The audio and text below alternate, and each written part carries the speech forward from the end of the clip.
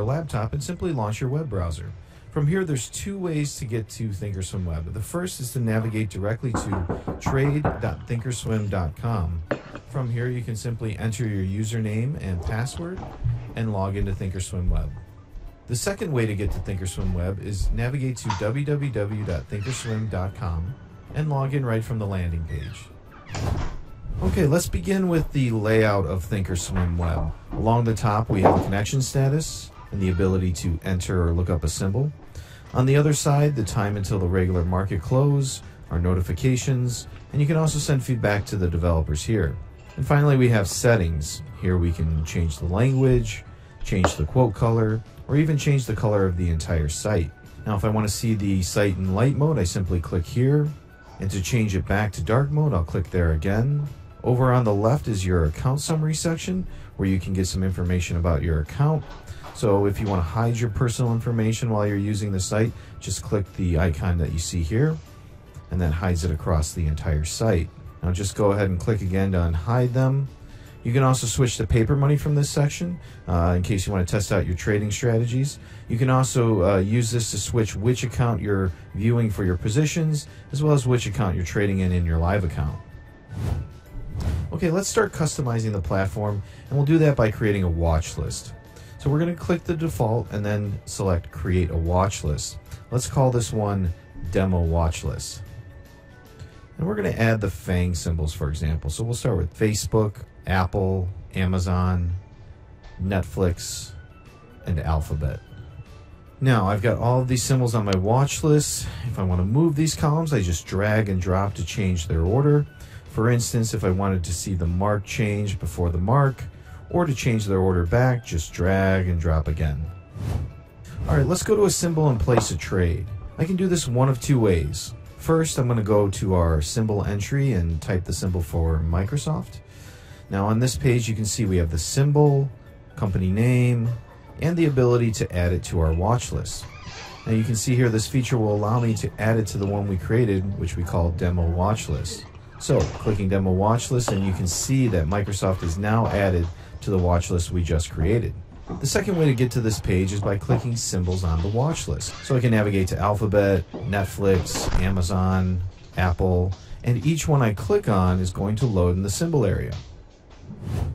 Okay, let's buy 100 shares of stock. After clicking on the buy button, an order will appear in the trade table where I've got a buy-sell toggle that I can toggle by clicking, and I can select the number of shares, in this case 100. But I can change that to, say, 500, or any number I want. In this case, let's go back to 100. As I update the quantity, information about my order is going to update in real time. We have a bid and ask spread here. It will also show the mid price, and you'll see that when the mid is between the bid and the ask, so that will show up depending on the market. Now I have the limit price for my order, which we're going to go ahead in this case and set it to, we'll say 317, which is below the current market. We also have our order types: limit, market, market on close, limit on close, stop, and stop limit.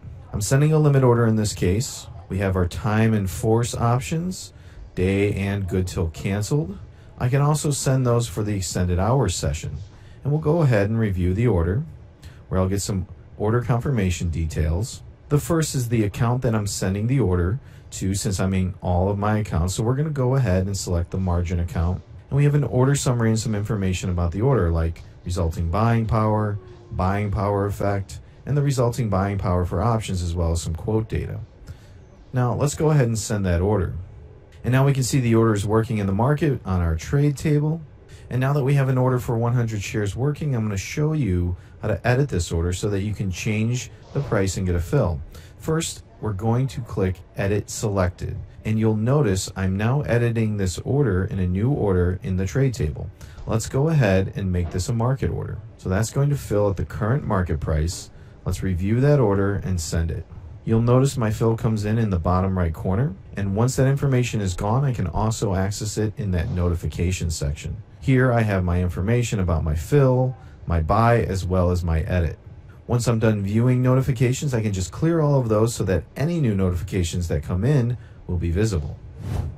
So let's take a look at how you monitor positions in the All Account Positions area. Right now I'm looking at my positions as well as my working orders. If I wanted to view only my positions, I can do this by clicking on the Positions tab, and I can click on the Working Orders tab to see only the working orders that I have in place. Let's go ahead and quickly cancel that working order so that we can take a look at just our positions. I can see that confirmation has come through, the order's been canceled. Now let's close one of these positions. We'll go into our Apple position, which we opened earlier. To close this position, click Close Selected, and an order to sell the position will come up on the screen. Let's go ahead and make this a market order so that we can see what happens once the position is closed. I'm going to click Review and get our order confirmation again, and then send that closing order. Now, our position in Apple is closed. You can see that on the right in the All Accounts Position preview. Now, let's imagine we want to put a stop order on our Facebook shares. First, we'll switch to Facebook by clicking on Facebook in the Positions preview, and then we'll start closing this position by clicking on Close Selected. But the difference is, this time we're going to change our limit order to a stop order. We'll specify a lower price like $200. We're going to review that order and then send it. Now, you'll notice we have both our Facebook position as well as the stop order to close that position should Facebook go all the way down to 200. So now that we've got our stop order on, we can go back to our all account positions and monitor this along with our positions by switching to View to All. Now, under Facebook, I can see both my position as well as the stop order that I have working. Let's take a look at some of the things we can do on this page. You'll notice that right now I have some data, for example, quantity, some profit and loss numbers, cost and net lick, trade price, buying power effect, and then some of the Greeks, which may not be as applicable to this portfolio since it's all stock. So if we wanted to remove that, for example, we could remove gamma, theta, and vega. To do that, I just click and drag down. Once I've dropped those in the column drawer, they'll be removed from the view. Okay, now let's take a look at charts on Thinkorswim Web. To start, we'll click on Microsoft and go to Microsoft's trade page. Beneath the trade table is the chart. I can hover my mouse over the chart, giving me crosshairs that tell me what date and price level my mouse is located at. So I can also see in the top left-hand corner of the chart the open, high, low, and closing prices for the candle that my mouse is currently hovered over. So for example, if I wanted to look at last week's close, I could hover over the candle for last week and see the close in the top left-hand corner of the chart. If I wanted to change how much data I'm viewing, which is currently set to 1 year, I can go to the top left, click on 1 year, and then change to say 1 week, where I'll now be viewing the 1 hour candles for the past 5 trading days. Okay, let's show you how to buy a call option on Thinkorswim Web. Let's go to the symbol for Netflix and we can take a look at some ways that we can buy a call. There are 2 ways that you can buy a call on this page. First is to simply start an options trade from the trade table, which will move you right into the option trade ticket, where you can select the expiration and the strike of the call.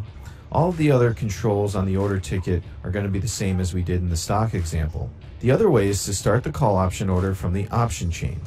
So we'll expand the option chain, and then we'll pick the expiration we want to trade. If, for instance, I wanted to buy the call that expires in 52 days, I would expand the March 20th, 2020 expiration with 52 days left. In the option chain, we have the calls on the left, puts on the right, and the strike prices in the middle. All of these options expire in 52 days, so let's go ahead and find the 360 call. We're going to buy that call by clicking on the ask price. If I wanted to sell that call, I would click on the bid price. Or if I wanted to change that to another call, I could simply click again to remove it, and let's say by the 365 call. So let's go ahead and go down to review that order. You can see that the order I'm reviewing has many of the same properties as we saw before. In this case, I have the March 20th expiration here, the 365 strike that I've selected, and it's currently set to buy at $9.90, which is the current asking price for the call. Leave that at a limit order, and then when you're ready, click send. To the right, we have the profit and loss profile for this long call that we have selected in the trade table.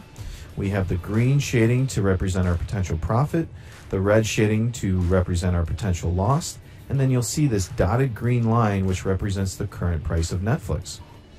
One thing you'll also notice is that we have a dotted blue line, and this represents our profit and loss as of today as opposed to, say, the profit and loss at expiration, which is in 52 days. Now that's represented by the green and red shaded line.